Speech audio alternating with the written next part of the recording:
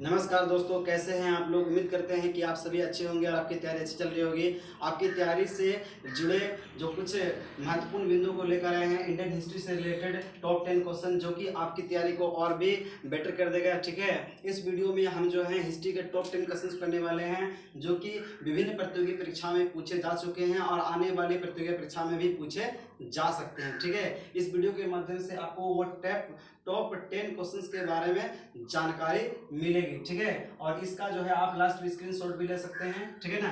इतिहास का पिता किसे कहा जाता है? हेरोडोटस को।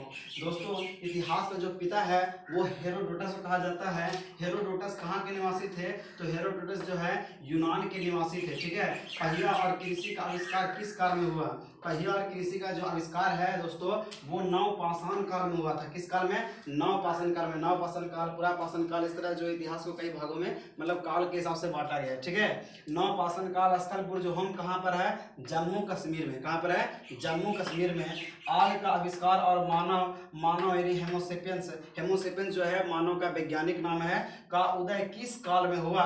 नवपाषाण काल में। आग का जो आविष्कार है वो किस काल में हुआ? तो नवपाषाण काल में। हेमोसेपियंस यानी मानव का उदय किस काल में हुआ? तो नवपाषाण काल में। ये दोनों ही काम जो है नवपाषाण काल में हुआ, इसलिए दोनों क्वेश्चन को एक ही जगह पर जो है लिख दिया गया है कि आग का आविष्कार और मानव यानी हेमोसेपियंस का उदय किस काल में हुआ? नवपाषाण काल में। ठीक है, चलिए हमारा नेक्स्ट प्रश्न है, पशुपालन का प्रारंभ किस काल में हुआ था? तो पशुपालन का जो प्रारंभ है वो नवपाषाण काल में हुआ था। एक ही कब्र में 3 कंकाल कहाँ से मिला है? ठीक है दोस्तों, याद रखिए ये बहुत ही मतलब आश्चर्यचकित कर देने वाला प्रश्न है कि एक ही कब्र में 3 कंकाल कहाँ से मिला है? दमदमा से। चाल कैथोलिक युग में किसे कहा जाता है? ताम्रपाषाण युग को। ताम्रपाषाण युग को जो है ताम्रपाषाण युग को चाल कैथोलिक युग कहा जाता है। भीमबेटका, ठीक है, यहाँ पर आपको मीम लग रहा होगा लेकिन है असल में भीमबेटका। ठीक है, भीमबेटका क्या है? एक पुरातात्विक स्थल है। एक पुरातात्विक स्थल है दोस्तों। भीमबेटका क्या है? एक पुरातात्विक स्थल। ठीक है ना,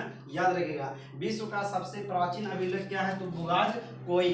जब भी अभिलेख की बात की जाती है तो याद रखिएगा जो विश्व का सबसे प्राचीन अभिलेख है वो बुगाज कोई है। ठीक है, चलिए अब जो है आपके लिए मैंने नीचे में जो है एक प्रश्न दिया है, आपका ये होमवर्क है, आज का आपका ये टास्क है, इसको आप बना के लाइएगा। आप हमें कमेंट में बता सकते हैं। ठीक है, अगर आपको इसका आंसर पता हो।